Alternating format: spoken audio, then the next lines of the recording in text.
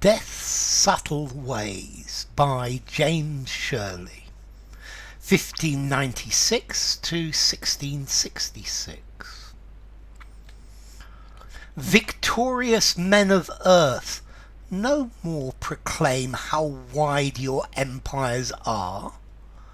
Though you bind in every shore, and your triumphs reach as far as night or day, you yet, proud monarchs, must obey, and mingle with forgotten ashes, when death calls ye to the crowd of common men. Devouring famine, plague and war, each able to undo mankind, death's servile emissaries are.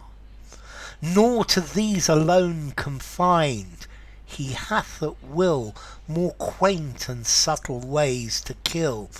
A smile or kiss, as he will use the art, shall have the cunning skill to break a heart. Okay, this is a poem by James Shirley. James Shirley was a playwright. He used to write plays. He also wrote poems and sonnets and things like that. He's the last of the Elizabethan poets, mainly because he was born a bit later than Shakespeare or Marlowe or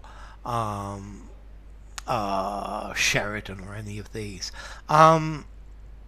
Let's see. He lived until the Great Fire of London. It's said that exposure to the Great Fire of London is actually what killed him, and he lived to the age of I think 70, which in those days is really quite something.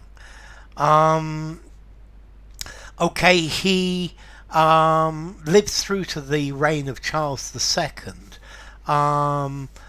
but in 1642, during the Civil War, he was told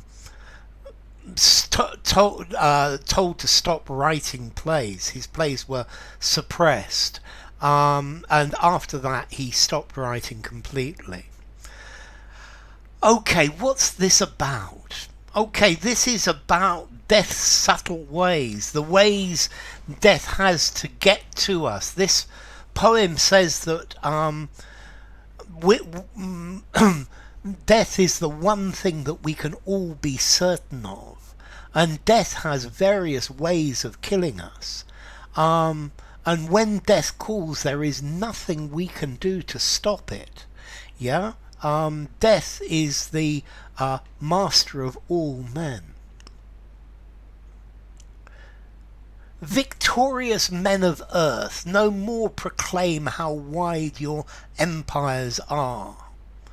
So these victorious, proud soldiers and emperors and invaders, don't tell everyone how big your empire is. Though you bind in every shore, so you you hold people captive, you have power in every shore, and your triumphs reach as far as night or day.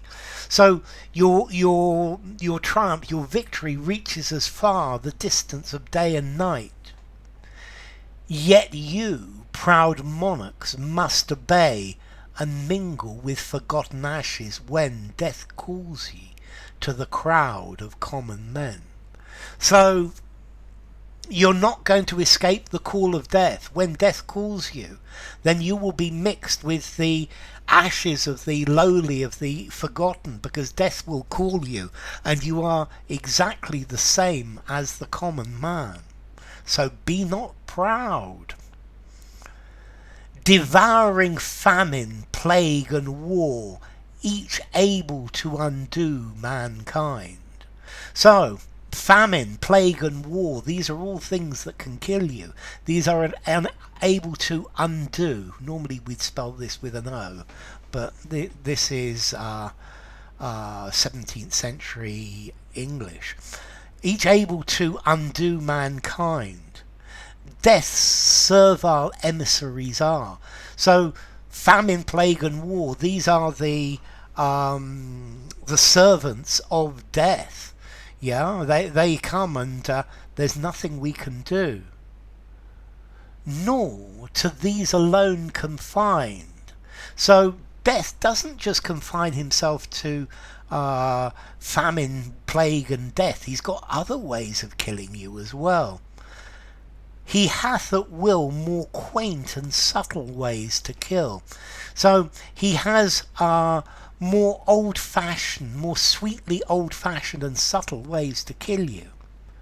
A smile or a kiss, as he will use the art. So I think maybe this kiss is talking about the betrayal of Jesus, to be betrayed with a kiss or with a smile.